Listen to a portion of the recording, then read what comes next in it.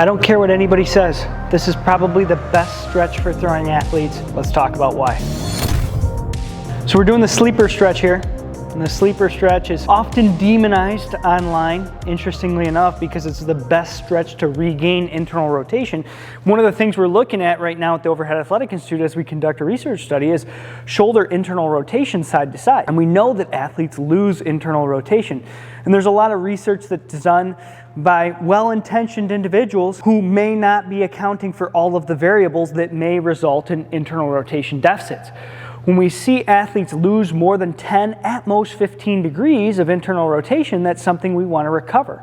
Most of the biomechanical literature out there is saying that you want 50 degrees of internal rotation, or at least 45, at the absolute minimum, 45 degrees, to be able to safely decelerate your arm as you throw. So we need internal rotation to be able to slow the arm down. With that, I fully understand some of the implications here, and that's why the stretch has to be done properly.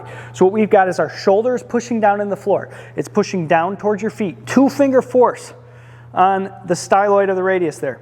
All we're going to do is come down into internal rotation as we stretch the posterior aspect of the shoulder. Now, 2 fingers so you don't overpressure it, and then I'm going to have my shoulder activate into ER, so I'm going to activate back into it, keeping this shoulder on the floor. I'm rolled about 45 degrees back, so I'm not over impinging the shoulder coming forward this way, and I've got something under my head. Now from here, once I've activated back for about 5 seconds, I let it relax, come down, and I'm actually going to reach towards the floor, actively internally rotate towards the floor, and work on restoring this motion. Now this may not be a stretch you need every day.